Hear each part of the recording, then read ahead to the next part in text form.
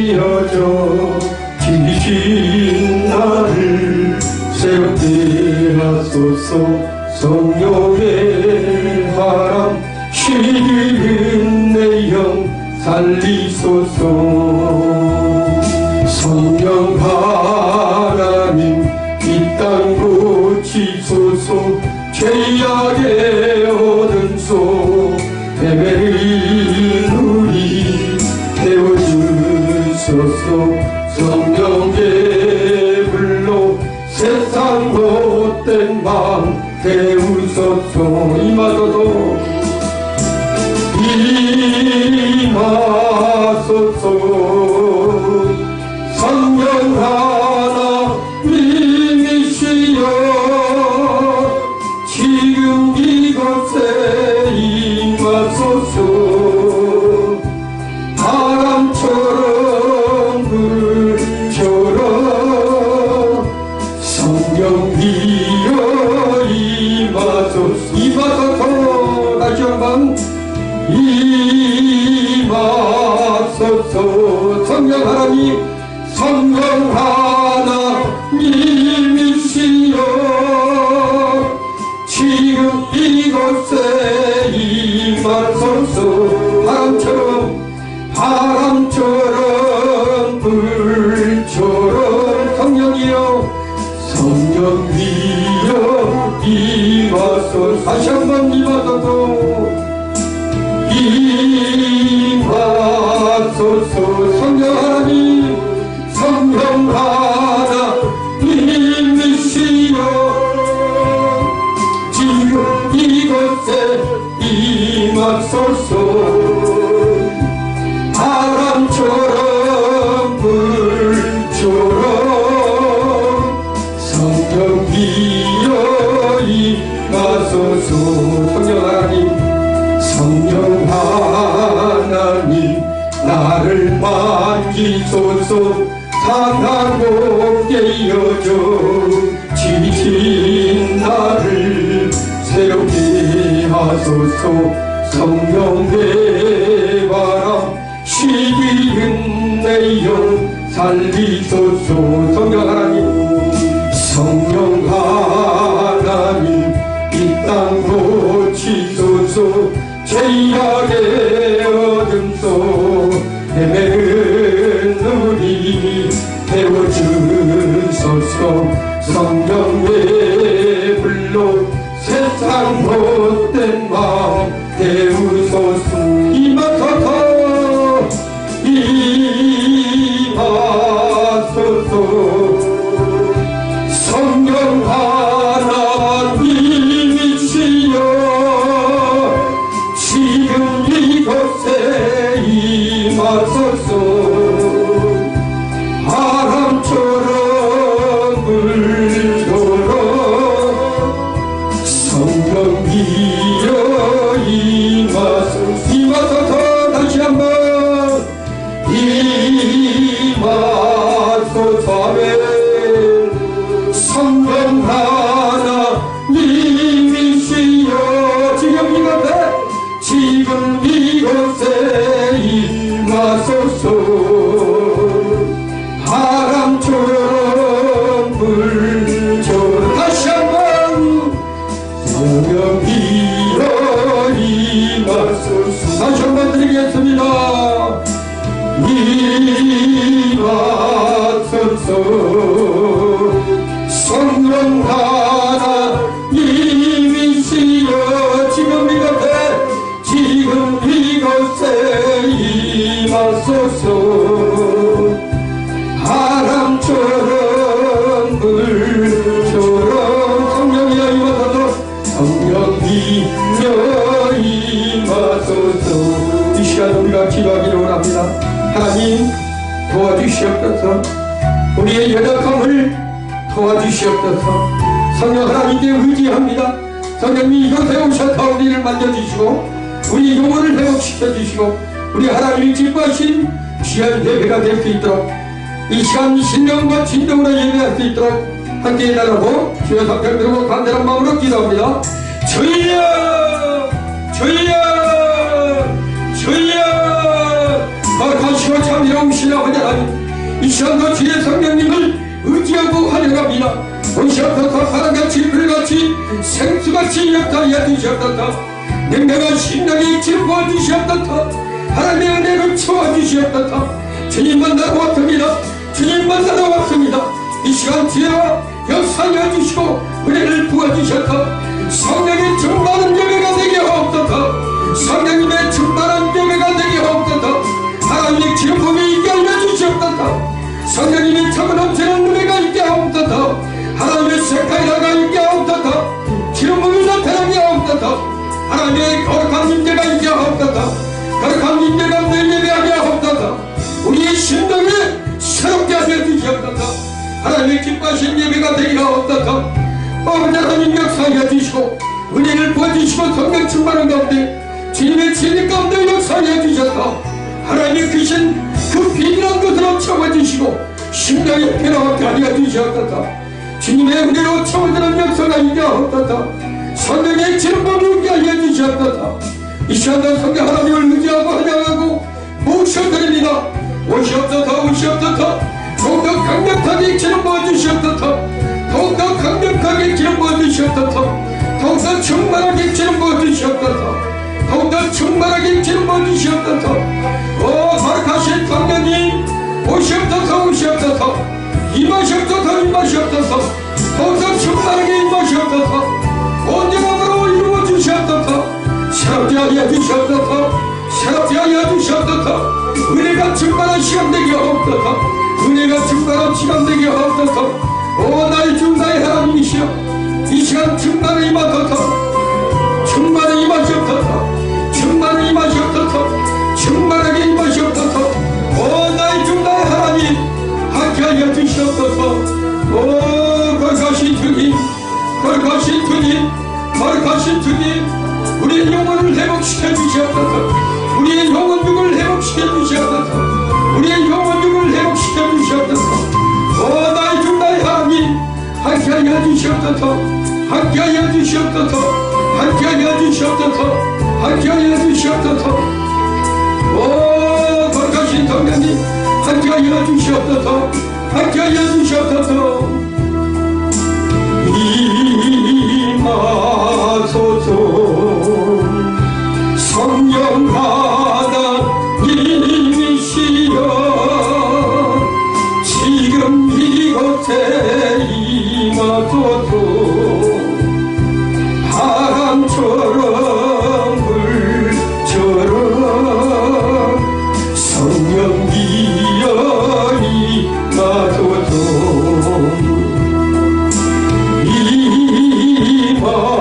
임하소서. 성령 하나님이시여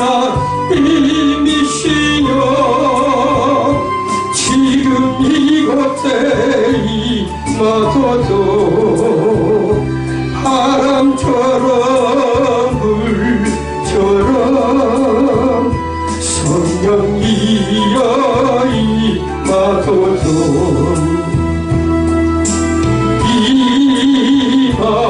임하소서. 성령 하나님이시여 지금 이곳에 임하소서. 바람처럼 불처럼 성령이여. 아멘. 서로 인사합니다. 주님의 이름으로 사랑하고 축복합니다. 네, 감사합니다. 벌써 올 한해도 절반을 지금 달려갑니다. 그래서 6월달이 됐죠. 제가 이번에 어느 기도원을 잠깐 올라가서 기도하고 내려왔는데 우리 한국교회가 소망이 있는 것 같습니다. 소망이 있다는 것은 기도하는 사람들이 많이 늘어났다는 거예요. 그리고 젊은 청년들이 예배 가운데 하나님을 그리워하고 또한 하나님 앞에 나와서 찬양하며 예배하는 것을 보니까 참으로 놀랍더라고요. 이게 보니까 그 성전이 가득 채워져서 오산리 기도하는데 가득 채워져서 그 안에서 기도하는 거 보니까 뜨겁게 기도하고 울고 이렇게 젊은 친구들이 하는 거 보니까 참으로 우리 하나님이 함께 하시는구나. 있는 민족에 다시금 코로나가 정리되고 또한 영적으로 회복될 줄 믿습니다. 자, 오늘은 이사야 26장 1절에서 7절, 베드로전서 5장 7절에서 11절 말씀 가지고 심지가 견고한 신앙의 사람이라는 제목으로 함께 은혜를 나눌까 합니다. 오늘 본문의 이사야 26장은 회복하게 하시는 하나님을 찬양하는 그러한 시예요.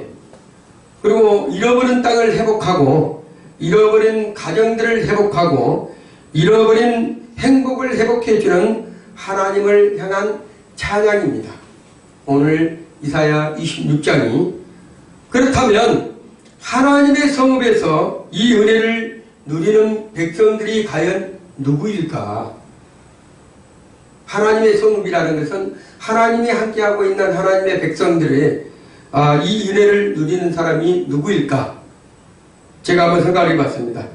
이사야는 하나님의 백성들이 회복을 얻으려면 심지가 견고한 자가 되어야 된다고 오늘 본문에서 말씀하고 있어요. 심지가 견고한 자가 되어야 된다. 여기서 심지가 견고한 자는 히브리 언어로요, 에체르 사무크라고 해요. 에체르 사무크. 이 에체르란 뜻이 뭐란다면 마음이란 뜻이에요. 마음. 이 에체르가, 이 마음은 사람의 내적 구조의 사상과 의지와 태도와 습관을 가리키는 거예요. 태도와 습관. 그리고 사무크는 이거는 무슨 뜻이야? 머물다, 받쳐주다 이런 뜻이에요. 그래서 심지가 견고한 자는 마음이 굳건히 있다. 마음이 굳세다. 이런 뜻을 가지고 있는 거예요. 그리고 학고부동한 마음의 상태를 의미하고 있어요. 조금도 빈틈이 없이 움직이지 않고 오직 하나님을 향하는 그 믿음이 변함없이 그러한 사람들을 가리키고 있다는 거예요. 환난이나 바람이 불어와도, 그리고 병마가 우리에게 올지라도, 코로나 같은 그러한 엄청난 질병이 올지라도, 그리고 오해를 받아도 남에게 개의치 않고 하나님과 붙잡고 의지하면서 나아가는 심지를 견고한 자가 그러한 사람들이라는 거예요. 이런 사람들을 마음이 좀처럼 요동하지 않는다고 그러죠. 헛된 세상에서 눈을 돌려가지고 오직 하나님을 섬기는 사람들이에요. 자, 세상은 여러분이 살아가면서 모든 필요한 것을 다 줄 수 있어요. 그렇지만 그 모든 필요한 곳에서 내 영혼이 만족할 수도 없다는 거예요. 왜? 하나님을 만나야지만 여러분이 영혼이 만족할 수 있기 때문입니다. 세상으로 아무리 좋은 것을 여러분이 취할지라도 여러분의 영혼은 만족할 수가 없어요. 그렇지만 예수 그리스도를 만나는 자는 세상 것을 다 잃어버려도 그 영혼에 만족함이 있다는 것입니다. 그렇다면 우리의 모습은 어떠한 모습인가? 그러면 우리의 모습은, 자, 환경에 따라서 흔들리는 사람들이 있다는 거예요. 우리가 지금 경제적으로 너무나 심각하다 보니까 환경에 따라서 이렇게 움직이는 사람들이 있습니다. 그리고 물결처럼 요동치는 사람들이 있어요. 물결처럼 요동치는, 하나님을 꿋꿋한 신앙을 가지고 나아간 사람들이 있는 반면에 환경에 따라서 움직이는 사람은 심지가 견고하지 못한다는 것입니다. 자, 심지가 견고한 사람만이 믿음이 굳건한 사람들이에요. 심지가 견고한 사람이 믿음이 굳건한 사람들. 하나님이 주시는 이 은혜가 어떤 모습으로 임하는지를 오늘 이사야서에서 이사야자가 말씀하고 있는 것입니다. 자, 하나님의 은혜가 과연 무엇이냐? 하나님의 은혜가 어떤 사람에게 영향을 미치고 하나님의 은혜는 어떻게 해서 받을 수 있는 건가? 이사야 선지자가 말씀하고 있어요. 자, 여러분이 구약 본문 이사야 26장 3절을 한번 같이 읽어봅니다. 23장 3절 시작. 주께서 심지가 견고한 자를 평강에 평강으로 지시시니 이는 그가 주를 의뢰합니다. 아멘. 자, 예나 지금이나 신앙생활의 가운데에서는 심지가 견고한 사람을 우리 하나님께서 기뻐해요. 그런데 심지가 견고하지 못하는 사람은 하나님의 은혜를 받고도 체험하고도 그다음 감사를 했어도 그리고 찬양하고 하나님께 예배를 드렸어도 심지가 견고하지 못한 사람들은 어떤 문제가 오게 되면 금세 어떻게 된다면 불평과 원망을 하고 만다는 거예요. 이스라엘 백성들이 그랬어요. 하나님이 기적을 베푸고 하나님이 그들에게 함께 했다는 것을 보여줬는데도 그 이스라엘 백성들이 잠시나마 환경의 어려움이 딱 도달하면 원망하고 하나님 앞에 불평을 한다는 얘기예요. 교회를 잘 나가다도 상황이 좀 불편해지면 하나님을 원망하는 사람들이 있어요. 신앙생활을 잘 하다가도 자기한테 어려운 문제가 똑 터다라고 또 기도했는데 응답이 안 되면 금세 어때 마음이 변해가지고 하나님을 원망하는 사람이 있다는 거예요. 이런 사람을 신앙에 기복이 있는 사람, 기복신앙이라는 거예요. 기복신앙. 하나님이 기뻐하지 않습니다. 하나님은 심지가 견고한 신앙인들을 기뻐한다는 거예요.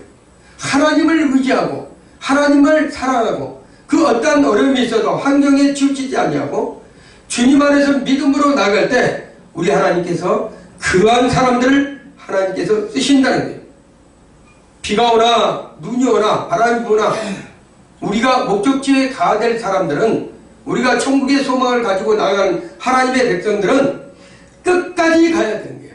비가 온다고 지침하고 눈이 온다고 지침하고 환경에 어떤 어려움이 있다고 코로나로 있다고 전쟁으로 있다고 이러한 부분으로 해가지고 멈추면 안 되는 거예요.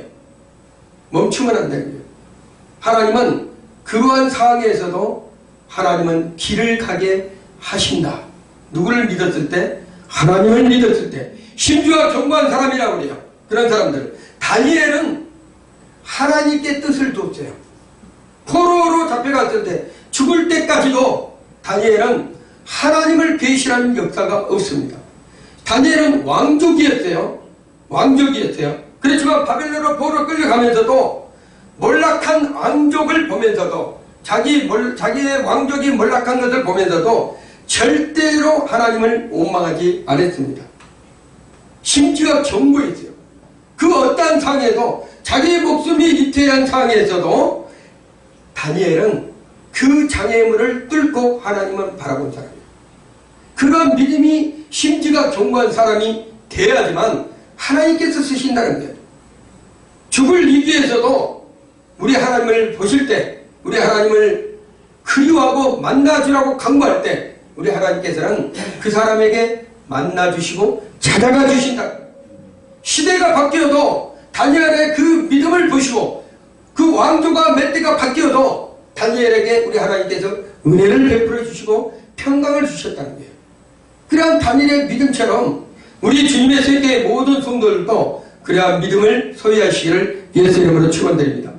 신약성경에 오늘 본문 읽었던 베드로전서 5장 7절의 말씀을 보면 이렇게 들어가고 있죠. 너희 염려를 다 주께 맡겨버려라. 이건 명령입니다. 우리 주님께서 너희 염려를 다 주께 맡겨버려라. 자, 사람들은 염려 없이 살기를 원하지만 우리가 인생을 살아가면서 염려가 없을 수가 없어요. 모든 사람은 인생을 살아가면서 염려를 근심을 하게 되어 있습니다. 그렇지만 심지가 견고한 믿음의 사람들은 염려를 다 누구에게 맡겨버려요? 주님께 맡겨버린다는 게 주님께. 내가 가지고 있는 염려를 세상이나 사람들에게 맡기면 안 됩니다. 여러분이 그리스도인들은 여러분이 가지고 있는 염려나 근심이나 이러한 것들을 세상이나 사람들에게 맡기면 안 돼요. 사람에게 의지하면 안 된다는 거예요. 왜? 그 염려가 다시 우리에게 돌아온다는 얘기예요. 사람에게 맡겼을 때 그 사람이 그것을 해결하지 못하면 그 염려가 다시 우리에게 돌아오지만 우리가 그 염려를 하나님께 맡겨버리면 그 염려가 다시 돌아오지 않는다. 누가 책임지니까? 하나님께서 책임지시니까. 그 염려가 내 것이 되지 않는다는 거예요. 누구 것이 돼요? 하나님 것이 되는 거예요. 내 염려가 하나님 것이 되는 거예요. 내 근심이 하나님 것이 되는 거예요. 이랬을 때 우리에게는 마음의 평강과 심지가 견고한 믿음의 사람으로 세워질 수 있다는 거예요. 주님은 요한복음 14장 1절에서도 너희는 마음에 근심하지 말라 이렇게 써있어요. 이것도 명령이에요. 우리 그리스도인들은 마음에 근심하지 말라는 거예요. 하나님을 믿으니 마음에 근심이 없는 것을 하나님이 여러분에게 믿고 있는 거예요. 믿으니, 그리고 하나님께서 우리의 마음에 근심이 없었도록 해주시겠다는 거예요. 또 나를 믿으라. 예수님께서 그 믿음이 없는 그 믿음의 사람들에게 믿음을 주시겠다는 것입니다. 근심이라는 것은 분리시키다, 나누다 이런 뜻이에요. 하나님께 나아가는 그 믿음을 분리시켰던 거예요. 그리고 하나님께 전진적으로 내가 향하는 그 믿음을 가로막고 분리시키는 거예요. 그래서 근심 자체가 어떻게 보면 두려움을 갖다 줍니다. 그리고 염려를 갖다 줘요. 그리고 하나님과의 관계성에서 회복하지 못하도록 근심이라는 것이 우리를 가로막고 있는, 내 마음이 주님과 불신앙으로 분리될 때 염려와 근심이 온다는 거예요. 바른 신앙은, 하나님과의 나의 관계에서 바른 신앙은 절대로 염려나 근심이 없습니다. 그렇지만 하나님과의 나의 관계에서 불신앙, 가로막고 있는 근심이, 나누고 있는 근심이 바로 염려와 근심을 갖다 주는 것이다. 마귀가 주는 생각은 오늘 여러분이 베드로전서에서 말씀을 보았듯이 대적하라는 거예요. 마귀가 주는 근심, 염려, 두려움, 불안 이런 것들을 어떻게 한다면 대적해야 된다는 거예요. 대적. 불신은 우리의 것이 아니요, 그 다음에 근심은 우리의 것이 아니요, 염려는 우리의 것이 아니라는 거예요. 누구 거예요? 마귀 거예요. 마귀 거. 마귀 대적하라는 거예요. 그런 것들은 우리의 것이 아니고 우리의 모든 것은 예수 그리스도께, 하나님께 맡겨버리라고 했으니까 맡겨버려야 돼요. 본문 8절에 보면 이렇게 해서 근심하라 깨어라 너희 대적 마귀가 우는 사자같이 두루 다니며 삼킬 자를 찾는다고 그랬어요. 이 삼킬 자가 누구에게 잡힌다고? 마귀에게 잡히는 거예요. 왜? 근심하니까, 염려하니까. 심지가 견고한 자는 마귀가 접근하지 못합니다. 심지가 견고한 자는 마귀가 근심을 줄 수가 없어요. 염려를 갖다 줄 수가 없다는 거예요. 9절을 보면 너희는 믿음을 굳게 하여 적을 대적하라 이렇게 써있어요. 마귀가 갖다 주는 그러한 근심과 염려를 대적하라고 본문에서 말씀하고 있는 거예요. 그렇지만 강조한 마귀는 끊임없이 나와 주님과, 여러분과 주님과 이 관계에서 수단과 방법을 안 가리고 나누려고 작정을 하는 거예요. 그리스도인들이 왜 신앙생활에서 떨어지고 교회에 안 나오고 믿음에서 떨어져가지고 세상으로 간다 하면 마귀에게 속은 거예요. 마귀에게, 악한 영들에게 속은 거라는 얘기예요. 그 속은 관계에서 벗어나야 되는데 벗어나지 못하고 마귀가 주는 모든 생각에 사로잡혀서 살다 보니까 자기의 의지대로, 육신이 좋아하는 것대로, 자기의 생각대로 사는 사람들이, 신앙생활하는 사람들이 많다는 얘기예요. 자기의 생각대로. 이거는 좀처럼 쉽게 빠져날 수가 없습니다. 왜? 마귀와 사단은, 악한 영들은 거짓의 앞잡이에요. 거짓의 왕이에요. 거짓말하는데 쉽게 말하면 도구가 텄다는 거예요. 그러다 보니까 그 거짓말에 속아나서 나올 수가 없는 거죠. 광명한 천사로 이장해가지고 자기가 하나님처럼 가정해가지고 그 조매하게 그거를 갖다 줘가지고 거기서 빠져나가지 못하도록 갇힌 올무에 잡힌 사람처럼 그렇게 살아간다는 거예요. 신앙생활은요, 신앙과 불신앙의 관계에서 내가 어떤 신앙을 하고 있는지, 어떤 신앙생활을 하고 있는지 여러분이 생각을 해야 됩니다. 성 이그나티우스라는 사람이 있어요. 성 이그나티우스. 이 사람이 대단한 사람이에요. 시리아 출신으로 안디옥 교회, 여러분이 잘 알고 있는 안디옥 교회 지도자였습니다. 그는 예수를 믿는다는 이유로 로마 병정에게 체포가 됐어요. 그래가지고 여러분이 카타콤 잘 알죠? 원형국장 군진 맹수에게 던져져서 맹수들에게 찢겨서 돌아가신 분, 승리하신 분이 이분이에요. 성 이그나티우스. 대단한 사람이죠. 믿음이 견고한, 심지가 견고한 사람이에요. 대단한 사람이에요. 그가 남긴 편지 가운데 이런 글이 적혀 있어요. 그가 남긴 편지 가운데 자, 이렇게 써 있어요. 불로 지지고 새뭉치로 때려 보아라. 사납고 힘센 맹세를 보내 내 뼈를 자르고 비틀고 으기어 보아라. 내 사지를 꺾고 내 몸을 부수어 봐라. 악마같이 잔인한 고문으로 공격해 보라. 오히려 그런 것들은 나를 예수 그리스도에게 더 가까이 가게 하는 도구다. 이분이 그렇게 얘기하는 거예요. 자, 이러한 믿음의 성군들, 선진들이 있어요. 우리가 이러한 분들을 닮아가야 되는 거예요. 세상이 이렇게 편하고 신앙생활을 이렇게 하기 좋은데도 가까운 교회 가지 못하고 예배 드리지 못하고 그리고 조금 힘들면 원망하고 불평해가지고 세상 가운데 살고 큰일 납니다. 초대교회에서는 예수를 믿는다는 부분으로 잡아다가 하역을 시키고 맹수에게 먹이고 터부력 치우고 목을 자르고 이러한 시대에서도 예수를 믿기 위해서 목숨을 거는 사람들이 있었다는 거예요. 근데 지금의 한국교회가 전 세계 교회가 위태있게 합니다. 지금 이러한 사람들이 없어요. 넌 시골 찾아보다 나오질 않아. 서로 당리당략하면서 교회끼리 싸우고 성도들끼리 불평하고 이러한 시대가 되어버렸다는 거예요. 우리가 다시 복음으로 돌아가야 됩니다. 다시 예수 안에서 살아야 됩니다. 성령님의 도우심을 간구해야 됩니다. 이런 성 이그나티우스 같은 믿음의 사람은 그 어떤 것으로 내 육신이 갈갈이 찢겨져서 죽음지언정 예수를 안 버리겠다는 거예요. 동물에게 갈갈이 찢겨서 맹수에게 갈갈이 찢겨서 몸이 산산조각 났어도 주님을 찬양하고 주님께 경배했던 사람들이 이러한 분들입니다. 우리 모든 어떤 경우를 만나도 영원한 반석이신 주님을 믿는 사람들은 견고한 신앙인이 되어야 돼요. 그래야지만 믿음에서 승리했다고 주님 앞에 부끄러운 구원이지만 주님 앞에 나가지고 하나님 주님 때문에 내가 살아왔습니다. 우리가 그래야 되지 않습니까? 신앙생활하면서 조금 어렵다고 뒤로 쳐지면 안 된다는 거예요. 그러면 하나님이 세우시는 견고한 신앙인이 과연 어떤 사람들인가?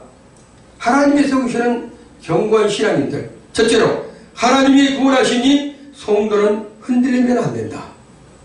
하나님께서 함께 하시니 성도는 절대로 흔들리면 안 된다는 거예요. 오늘 본문 1장 한번 읽어봅니다. 1절 시작. 너희 중 장로들에게 고난오니 나는 함께 장로된 자야 그리스도의 고난을 증이여 나타날 영광을 참여할 자로다. 본문 1절 26장 1절. 그날에 인간 땅에서 이름을 부르리라. 우리에게 견고한 성이 있으며 여호와께서 구원으로 손과 밥을 삼으시도다. 아멘. 여기서 구원이라고 했잖아요. 여호와께서 구원을 했는데 구원은 원어로 예슈아인데 하나님의 보호하시는 능력이에요. 하나님의 보호하시는 능력. 근데 이사야는 여기서 성벽과 예벽을 얘기했어요. 성과 각이라는 것이 예벽과 성벽을 얘기하는 거예요. 그런데 이 성벽이 겹겹이 쌓인 성곽을 연상해주는 표현이에요. 표현. 이는 하나님의 견고한 보호하심을 가리키고 있다는 거예요. 하나님께서 너희 하나님의 백성들을 완전히 내가 하나님의 능력으로 보호해 주겠다. 이런 부분을 말씀하고 있는 거예요. 하나님의 구원의 완벽을 얘기하는 거예요. 하나님께서 구원해 주시겠다 말로만 하신 것이 아니라 완벽하게 너희를 구원해 주시겠다. 어떤 사람에게 심지가 견고한 자들에게 돌과 흙으로 지어진 건축물로 보호하는 것이 아니라 완벽한 성으로 보호하시겠다는 하나님의 구원의 역사예요. 하나님의 백성들은 이런 구원의 능력을, 하나님께서 함께 하시는 능력을 여러분들이 의지를 해야 됩니다.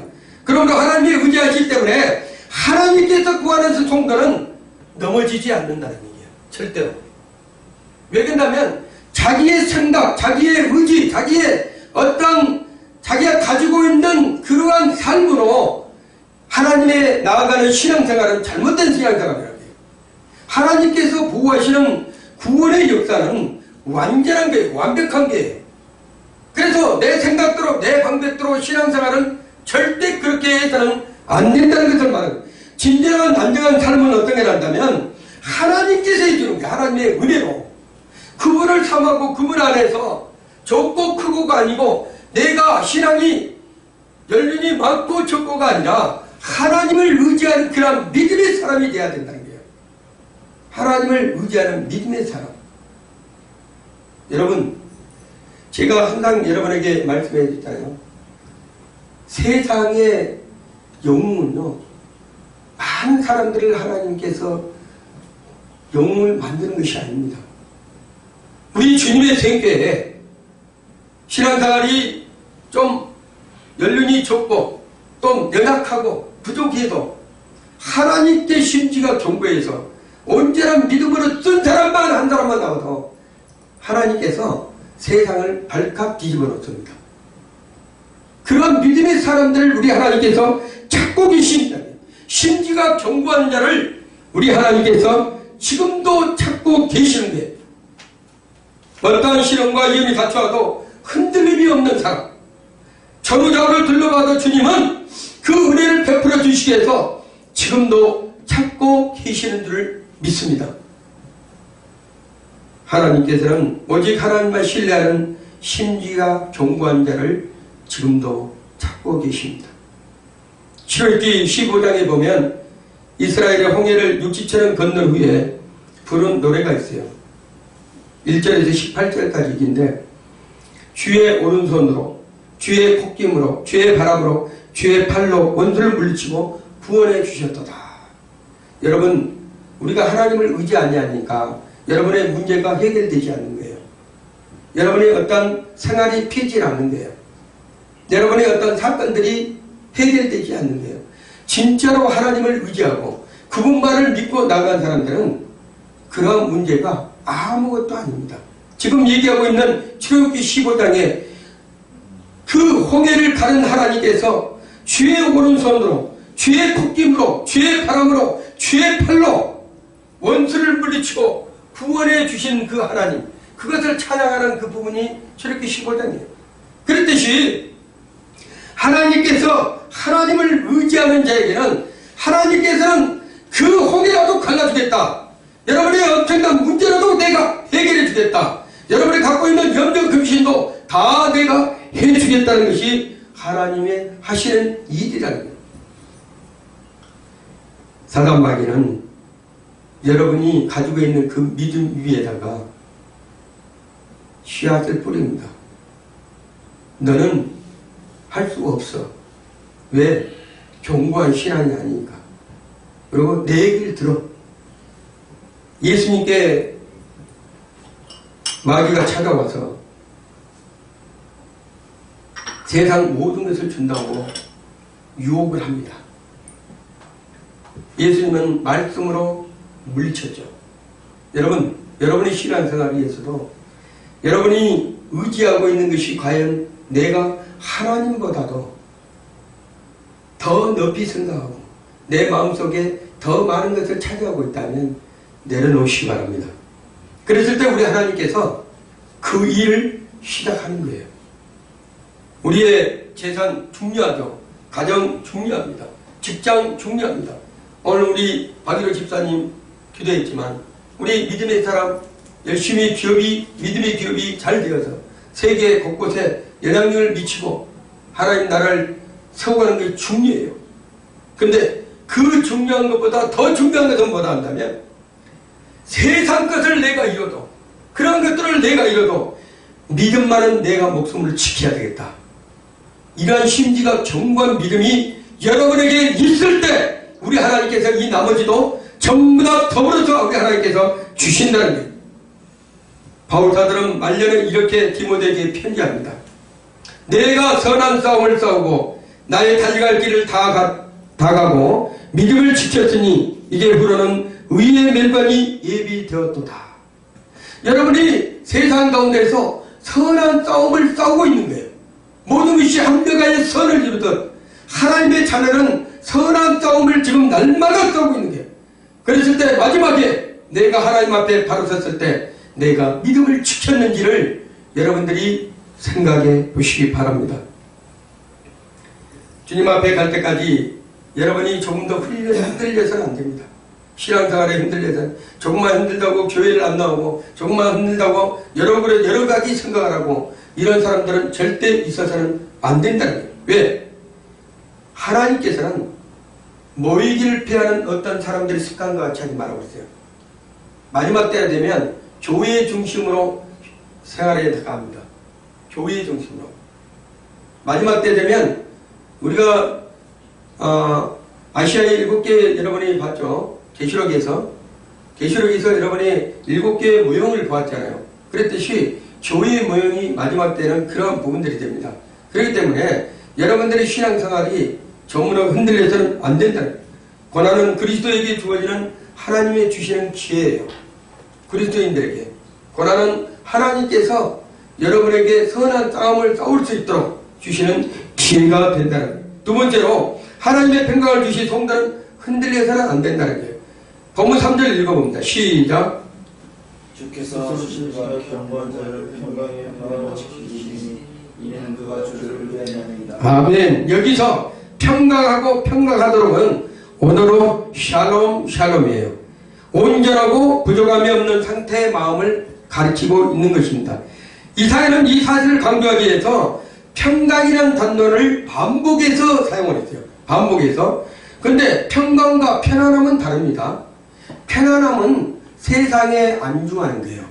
세상의 물질에 의해서 내가 잠시나마 편안함을 누릴 수 있는 거예요. 평강은 마음에서 이루어진 거예요. 편안함은 어디에서 이루어진다면 육체에서 이루어진 거예요. 육체. 여러분의 육체에서. 편안함은. 그래서 편안함은 많은 것을 가진 자들이 편안함을 느끼지만 편안함 속에 그 사람들이 많이 가졌다고 해서 마음이 평강하지는 않는다는 거예요. 그래서 그 평강은 누가 준다고 하면 하나님께서 줍니다. 평강은. 그래서 하나님께서 여러분의 마음에 평강함을 주면 편안함이 부족하더라도 평강을 해서 만족함을 누릴 수 있다는 것입니다. 그래서 심지가 경강할 때 하면 마음의 문을 열라고 했어요. 오늘 본문에서 2절을 한번 읽어봅니다. 2절 시작. 너희는 문들을 열고 신을 지키는 의로운 나라를 부르짖으라. 아멘. 자, 너희는 문들을 열라. 그래서 문을 열라 하는 것은 뭐란다면 문이라는 것은 원어로 쇠하림이라고 해요. 쇠하림. 이건 뜻이 무슨 뜻이란다면 마음이라는 뜻이에요. 여러분의 마음의 문을 열어줘야지 주님이 그곳으로 들어갑니다. 마음의 문을 열지 않으면 여러분이 주님이 들어갈 수가 없어요. 그래서 견고한 신앙의 마음에 예수님께서 들어오셔서 여러분의 마음속에 안식할 때, 여러분의 마음속에서 함께할 때 여러분이 견고한 신앙의 믿음이 일꾼이 될 수 있는 거예요. 역사적으로 보면 폐쇄적인 나라나 개인은 모두가 망했어요. 모두가 망했다는 거예요. 왜? 아니 문호 개방을 해야지 나라가 잘 쓸 수 있고 각 나라가 서로 교류를 해야지 잘 살 수 있잖아요. 폐쇄되게 하면 안 된다. 개인도 마찬가지예요. 남하고 대화 없이 남의 것을 생각지도 안 하고 자기 자신만 가지고 살면 그 사람은 이기적인 사람이 될 수밖에 없어요. 그래서 우리 자신을 마음의 문을 활짝 열어야 돼요. 마음의 문을 열고 오직 예수 그리스도를 영접하고 예수 그리스도로 말미암아 우리가 믿음의 신앙이 견고한 사람이 되어야 되는 줄로 믿습니다. 자, 우리의 생각을 하나님 앞에 내려놓을 때 우리 하나님은 그 생각 가운데서 일을 하십니다. 여러분이 그 생각으로 일을 할 때는 하나님이 개입지 않아요. 그렇지만 하나님께서 여러분의 생각을 내려놓으실 때부터 하나님께서는 일을 하십니다. 첫째, 모든 일에는 순서가 있다는 거예요. 순서가. 생각을 해보세요. 하나님께서 천지 우주 만물을 창조하실 때도 질서 있게 모든 것을 순서대로 세계 우주 만물들을 다 지으셨어요. 그랬듯이 모든 일에는 순서가 있어요. 먼저 순서가 뭐예요? 우주 만물을 창조하시고 내 생각을 지으시고 내 마음을 지으시고 나의 모든 폐부까지도 다 지으셨던 그 하나님께서 먼저 하나님께 물어봐야 된다는 거예요. 모든 일을 할 때 순서가 그래요. 그래서 기도하는 자가 승리하는 자예요. 여러분 어디를 가도 기도부터 시작해 기도로 마친 사람은 그 사람을 못 이깁니다. 기도로 시작해서 기도로 마친 사람들 그 사람을 이길 수가 없어요. 왜? 기도를 한다는 것은 누구에게 지금 물어보고 있는 거예요? 하나님께 물어보고 있는 거예요. 기도를 마친다는 것은 무엇을 하고 있는 거예요? 하나님께 감사를 드리고 있는 거예요. 그래서 기도를 시작해서 기도로 마친 사람에게는 그 세상의 그 어떤 사람도 이길 수 없다는 거예요. 하나님은 그런 사람들이 바로 심지가 견고한 사람이요 평강의 사람이다. 샬롬 그러한 사람이다. 이렇게 말씀하고 있는 것입니다. 주님이 함께 하시는 사람을 믿고 강하고 담대한 믿음의 사람으로 우리 하나님께서 바꿔주신다는 거예요. 자, 제가 전에도 한번 얘기한 거 있는데 닭과 독수리는 차이가 있습니다. 닭과 독수리는 차이가 있어요. 이 닭은 폭풍이 오잖아요. 그러면 머리를 땅에 대고 딱 몸을 움츠립니다. 그렇지만 독수리는 어때요? 폭풍이 오면 거대한 날개를 쫙 펴는 거죠. 그리고 그 날개로 향해서 위로 올라갑니다. 위로 올라가요. 자, 닭과 독수리의 차이점이 이거예요. 어떤 문제가 오면 신앙생활에서 여러분 땅을 보면 안 돼요. 세상을 보면 안 된다는 얘기예요. 세상 어떤 문제가 근심이 오면 그것을 세상 쪽에 만주해서 세상으로 풀겠다고 자기의 생각과 자기의 방법으로 땅으로 머리를 숙이고 이렇게 하면 안 된다는 거예요. 우리 믿음의 사람들은 독수리처럼 날개를 쫙 펴고 하나님께 기도하는 거예요. 어려운 문제가 오면 하나님 앞에 간구하게 소리 들면서 그랬을 때 우리 하나님께서 그 거대한 날개로 하늘을 향하고 폭풍을 뚫고 나갈 수 있는 그러한 믿음을 주시는 분이 우리 하나님이십니다. 자, 고통스러운 일, 억울한 일, 괴로운 일이 닥치면 몸을 땅으로 숙이는 닭형의 사람과 사태를 해결해서 담대하게 대처하는 독수리형의 사람, 우리는 독수리형의 사람이 되어야 될 줄로 믿습니다.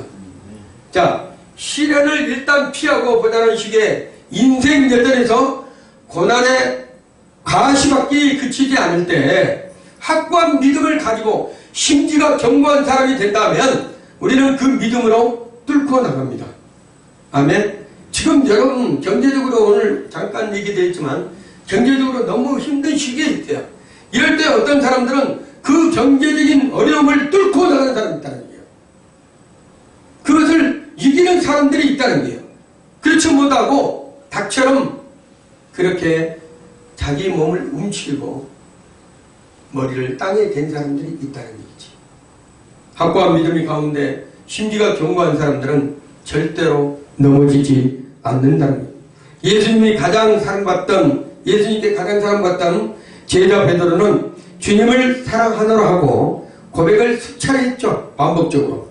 그러나 예수님께서 잡히셨던 그날 법정뜰에서 3번이나 부인을 했습니다. 그것은 그의 심지가 흔들렸기 때문이에요. 그의 마음이 흔들렸기 때문입니다. 사람의 심지가 그 사람의 마음을 말하는 것이기 때문에. 자, 그래서 주님이 십자가에 달린 후에도 두려운 마음에서 숨어서 있었던 사람이 누구예요? 베드로예요. 그러나 그와 다른 제자들이 부활의 주님을 만나고 오순절 마가의 다락방에서 성령을 강력하게 체험하고 나서 심지가 견고한 사람으로 완전히 탈바꿈이 해버린대요. 완전히 탈바꿈이다. 예수님을 3번이나 부인하고 십자가에서 예수님이 달려 돌아가실 때도 그걸 숨어서 지켜봤던 그 베드로가, 그러니까 혹시라도 누가 나를 잡아서 죽일지 않을까봐 고향으로 낙향했던 그 베드로가 주님을 다시 만나고 성령을 체험하고 나서는 완전히 180도로 신기한 견고한 사람으로 바뀌어버린 거예요. 서양석담에 이런 얘기 있습니다. 거친 풍랑이 유능한 선장을 만든다. 거친 풍랑이 유능한 선장을 만든다. 이게 무슨 뜻이란다면 사나운 바람으로서 조선술과 항해술이 발전했다고 그래요. 그래서 서양속담에는 이런 이들이 있다고 그럽니다. 거진 어떤 모진 풍파가 오더라도 환란이 오더라도 그걸 뚫고 나갈 수 있는 그러한 기술들. 여러분, 믿음의 신앙들은요 절대 뒤로 후퇴해서는 안 됩니다. 조금 어렵다고 해서 그래 내가 뒤로 후퇴했다가 다시 가야지, 이러한 부분들은 잘못하면 타계형이 될 수도 있다는 것이에요.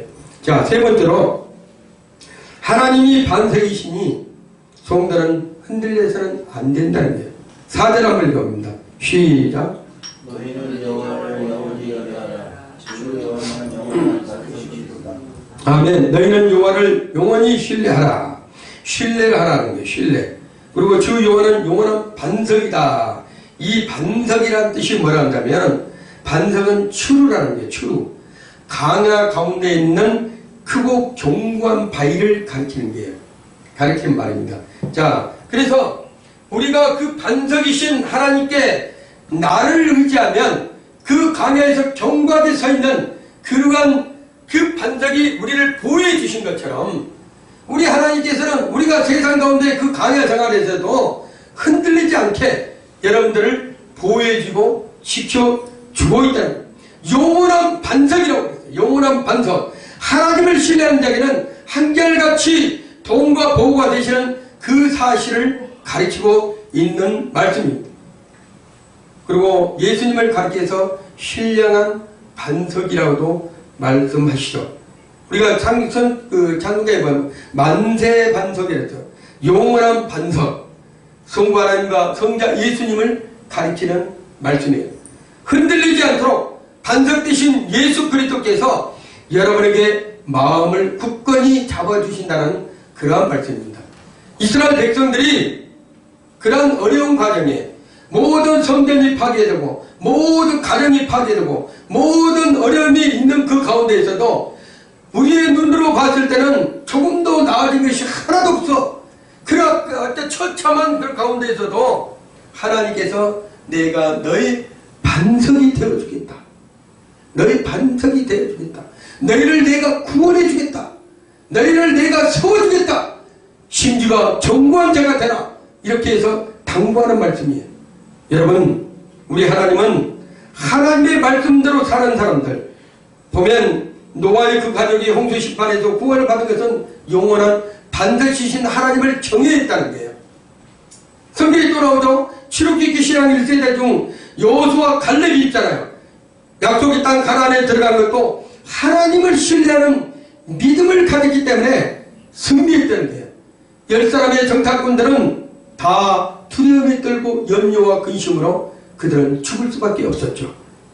욥의 불신앙을 이기고 불시험을 이긴 것도 마침내 승리하게 된 것도 반석이신 하나님을 믿고 신뢰했기 때문에 욥이 승리할 수 있었던 거예요.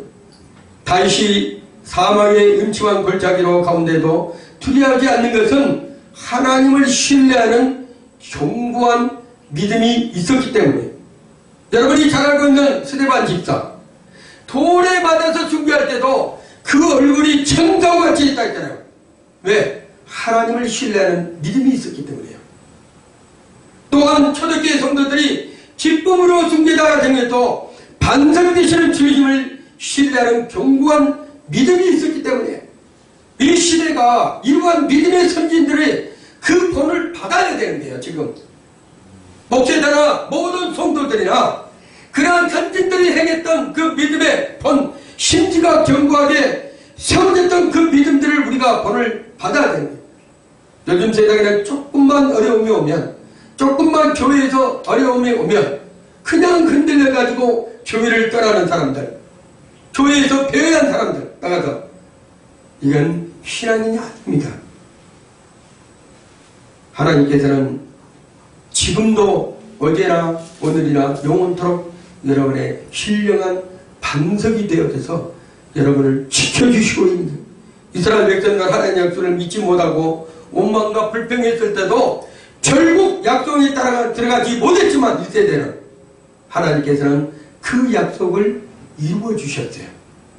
그리고 심지가 견고한 여호수아 갈렙만이 그 약속의 땅으로 들어갈 수 있도록 우리 하나님께서 은혜를 베풀어 주셨다는 것. 말씀을 정리합니다. 오늘 본문의 말씀은 두 부분으로, 심지가 견고한 믿음이라는 부분으로 말씀으로 여러분께 드렸습니다. 여러분, 견고한 신앙의 기초가 다져진 신앙의 사람이 되시길 바랍니다. 그리고 한정을 초월한 평안을 소유한 신앙의 사람이 되기를 바랍니다. 구원과 하늘 상급의 소망을 가진 신앙의 사람이 되기를 바랍니다. 그렇습니다. 우리 주님의 선교회는 모든 성도가 이러한 믿음의 심지가 견고한 신앙의 사람, 이러한 믿음의 사람들이 다 되시기를 예수 이름으로 축원을 드립니다.